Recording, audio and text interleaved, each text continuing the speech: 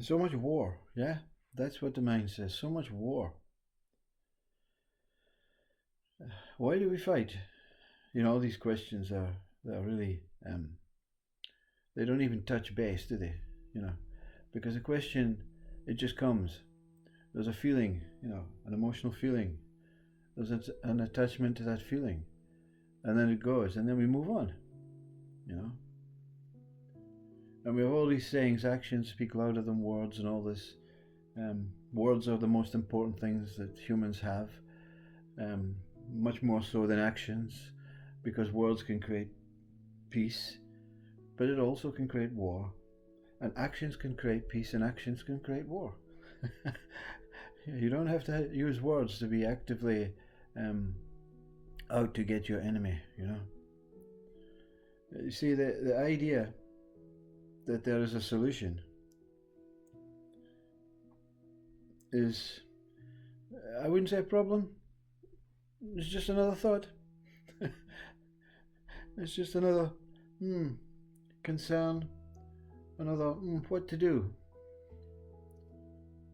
You see, you hear many religious speakers, and you don't like these talks from the speaker, because it doesn't take sides, you see. But you see so many, like from religious or really enlightened speakers, saying it's so immature to go to war. Your mind has to be truly immature to go to war, to think there is not another solution, So, take one mind that makes the decision to go to war. So that mind can accurately say, I know it's an immature decision, but I'm looking at it from a mature, place. But there's no difference. Immaturity and maturity are the same. They're just ideas, they're ways of thinking that we are in control. I think the most foolish thing for a human being is to think that there is some sort of group that are actually so immature that they want to destroy humanity and the planet. And, I've heard so many conspiring speakers, the opposite of religious speakers, who still want to go to war. But they want to do it through a maturity. I'm immaturely saying that there is division. There are certain species that want to go to war. That's quite an immature statement to say that humanity is against other forms of humanity. But I maturely think that we have to destroy them, We have to destroy them. We don't have to fight, we can destroy them through psychology, through hypnosis. We can, change what is taking place. So any action or any word that appears to be mature or immature, it's just another fluctuation of mind.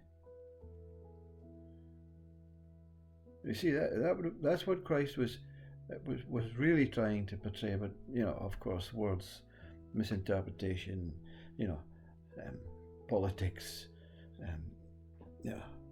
fear, all created others to say, this man cannot be seen as not taking sides, because that's what animals do, that's what humans do. We take sides.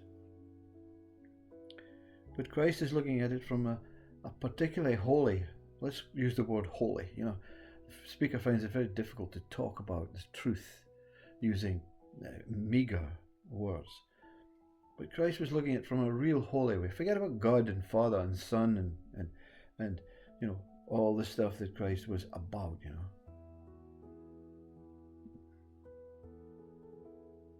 He was just saying, be as you are. Be like the child. Be simple. Be basic. And you will transcend this opposing mind. You'll transcend the mind. You'll not move into some sort of heavenly paradisial place that doesn't exist outside of human form, body existence. You not go into some transcending spiritual realm. You'll not understand war, maturity, immaturity. You'll not understand peace, because Christ was beyond opposing minds. So when you say to someone they're mature, because you think they're mature, you think they're acting maturely, or thinking maturely, or behaving maturely, that one is maybe thinking, I don't think so. I just stole from my mother. That's very immature. Yeah, but the reason behind it was to, your mum was wealthy, to take the money from mum and give it to the homeless and the needy. That's a very mature way of looking at life. Who is right? Your mind, like any other ego mind, wants to make something out of it. And then the enlightened one, I don't want to make anything out of it. Yeah, I don't want to take sides, like the speaker's trying to kind of portray. But deciding not to take sides is taking a side of not taking sides, you see? It's a riddle within a riddle, the mind. It's the snake eating its, not only eating its tail, it's eating its every atom, every cell in its body. Because it doesn't like being the snake. The body doesn't like being the body. It's forced into a body position through nature. And the one inside, the one that we seem to be, is now is unable to make a decision. One day I like my body, the next day I want to get rid of it. Yeah? But you're witnessing from the point of not being the body, not taking sides. You're witnessing the point of, can I take sides? And then nature says, no, you can't take sides. I'll decide. And then we believe that nature is a God, and that God is controlling us. So there's God controlling us, as there's us controlling ourselves. Both sides. Jesus is saying, there's nothing you can do, nothing you can want, nothing you can need, nothing you can hope for or believe in. That's what he was actually saying, but he was obviously, let's utilize this man, because he's obviously very favourable within the eyes of many people, because society takes sides. It wants to build sides because it knows there's only one shot at this. I want to be as wealthy as possible. I want to be as rich as possible. I want to be as happy as possible. And wealthy and rich and happiness are taking a side.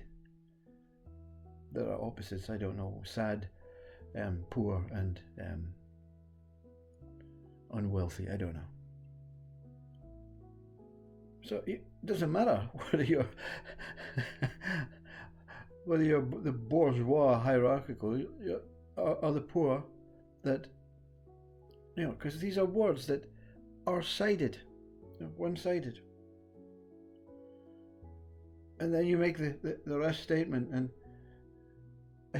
the foolish statement and say, so the truth is we're all going to die. Doesn't matter who you are, where you are, how you. That's taking sides, because does death exist? If death exists, there has to be an opposite. There has to be life or birth. You see, the mind is just a trigger. It's a trigger to keep itself going, ticking away like the clock. Let's create time, let's do this, let's challenge that, let's accept this, let's not accept this. It's just, what do I have to do next? What do I have to do next? What do I have to do next? What do I have to do next? And Christ was saying, eat the fish, eat the bread. Yeah? You're lucky to have it. Eat it up. Enjoy. And wait for the next piece. If it comes, it comes. If it doesn't come, it doesn't come, you see. But Christ was saying there's something that knows. It knows beyond opposing values, opposing sides. It knows that there can be life without war or peace.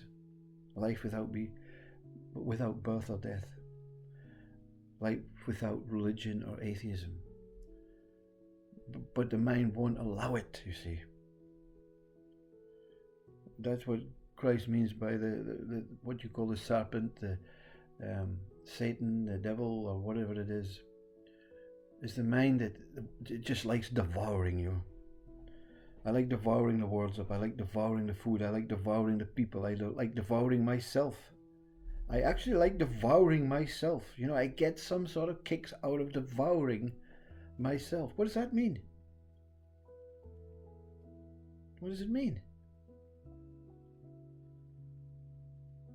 And of course, anyone listening saying, well, so what do we do? Well, you don't follow Christ, because the words have been changed, misinterpreted. You don't follow religion, you don't follow atheism, you don't follow anything. But to not follow is to take a side. So what you do is, you say, well, how can I stop following and follow at the same time? Well, denounce the mind. Denounce the thinking mind, you see? Because it's the thinking mind that creates sides. There's this side, and then when we die, the other side. No one's proven that. Not even the purest state of enlightenment that even this speaker has experienced. Yes, there is something miraculous about myself. Yes, Assisi and Rumi make the comments, I opened the door and I was looking from the inside. Yes, because the higher self, right, is Christ. Let's not use spirit, soul. Let's not even use consciousness. The higher self is Christ. So there's not you and Christ, there is Christ. Whatever it is. You experience your higher self. The higher self. And that higher self knows nothing about war and peace. And it lives in a body. It knows nothing about pain and pleasure. It lives in a body. The body will perish. But it doesn't see it as a perishable or an unperishable body. It doesn't look at what it is. The whole idea of self-inquiry, to look at who am I, is to stop you looking at yourself. To stop you looking at the world. To stop you looking at anything that comes from the thinker, the thought process. So Ramana Maharshi, deny this, nati, nati, nati, nati. That's all that you take. You're not doing this to get something out of it. You're doing it to keep yourself away from war and peace, even though it's existing, even though your body is being shot at, bombed. You don't know what's going on. You don't need to know what's going on. No, you're higher. The higher cannot be the higher without being the lower, but the lower and the higher, when come together, means they are out of the state of low and high. They're in a state that we call now average. But it's not even average. It's called presence. It's called awareness. And there's no one aware. There's no one present. There just is that it is. No war and peace here. No fear.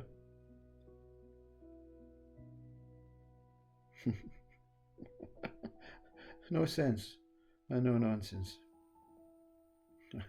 Only I.